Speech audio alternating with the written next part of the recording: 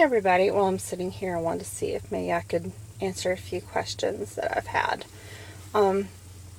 One question that I had about the ECT treatments was how do they control how long the seizure is? I really am not sure, but my guess is it's because it's a controlled electrical stimulus. I don't know if they have a medication they can give you if it goes on too long or what, but I know typically they last at least 30 seconds up to 60.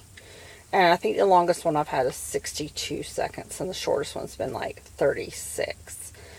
And so I'm sorry I can't answer that question better than that.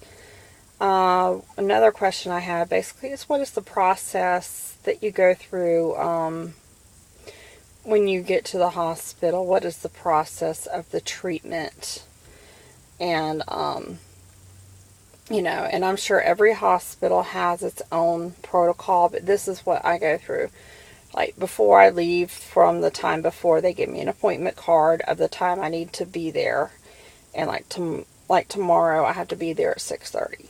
6:30 in the morning, which is great because I get through Atlanta traffic before it gets heavy. But anyway, when I get there, I go through the doors that only patients and I guess workers can go through, and I sign my name in, and then whatever number I am on that list is the number that I put on my name tag. And they have like my name, like Jennifer S.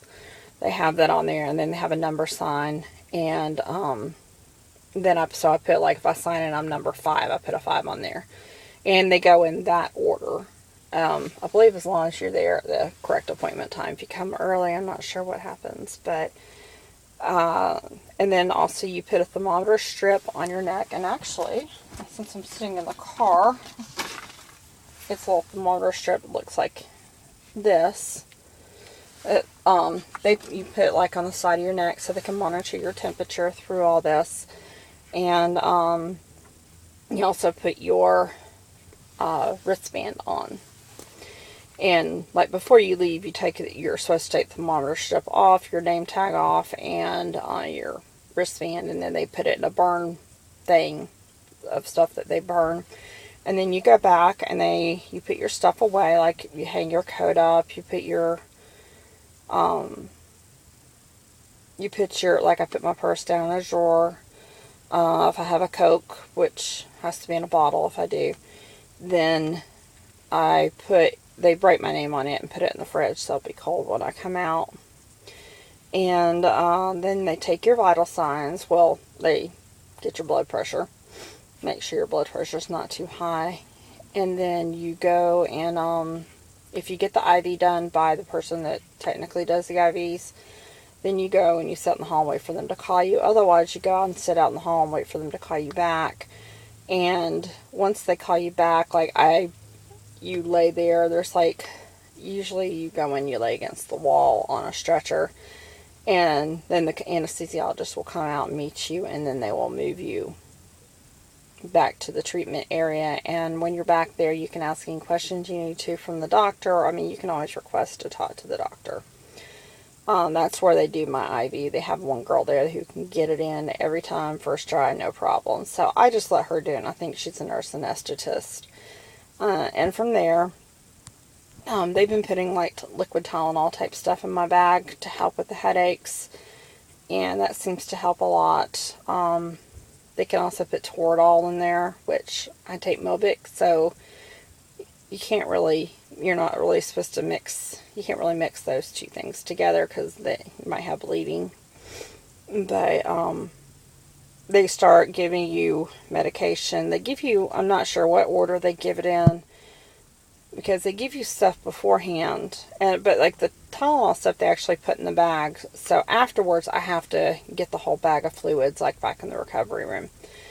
But I have to, I don't have to do anything but lay there. They put an oxygen mask on you, and they talk to you, and as the anesthesiologist is starting to put medication into your IV, they ask you, your name, your birthday, and what treatment you're receiving. And they do that every time. And I guess it's just cut down on, giving you the wrong treatment or something. I don't know. Although I think everybody else is there for ECT, so I don't know what it is. But anyway, and that's when I've been able to ask some questions if I needed to or whatever, or address any concerns. But they give you something that dries your mouth out, because afterwards you're really thirsty. I know they have told me they give you something to dry your mouth out. They give you something that really relaxes your muscles, basically paralyzes your muscles. And they give you I guess it's propofol. It looks like white milky stuff.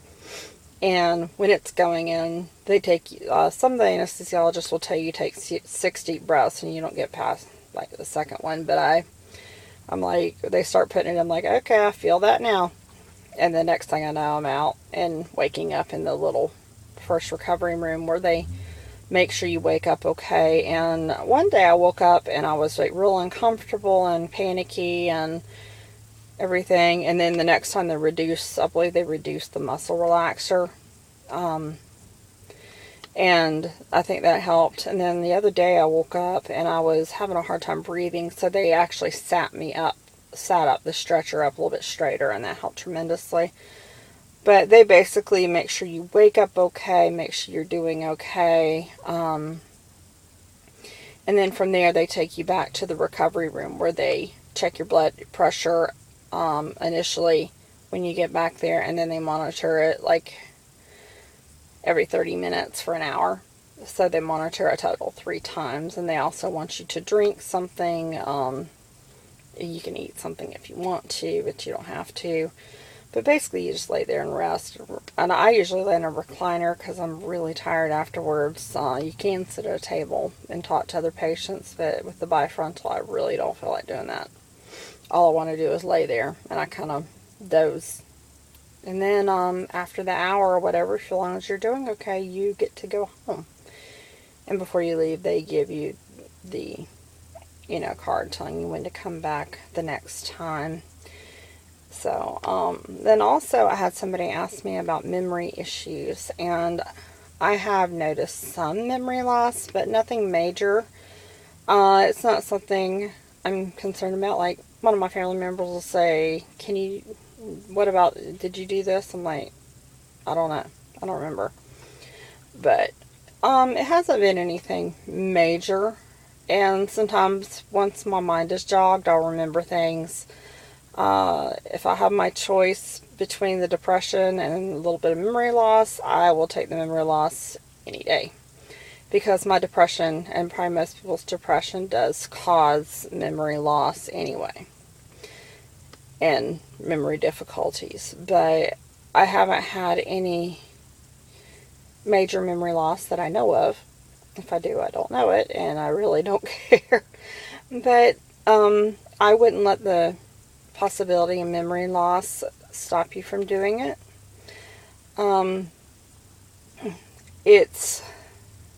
say some of the little memory glitches, as I like to call them, it's a small price to pay to possibly have your depression go into remission or at least get better.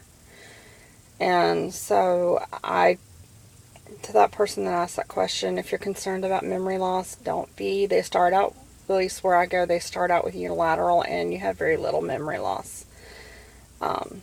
So just keep that in mind, that, a little memory loss is a small price to pay, when it comes to depression. And would you rather have a little memory loss, or would you rather be severely depressed? So if anybody else has any other questions, I'd be happy to answer them as best I can. And I will talk to you all again soon. Bye.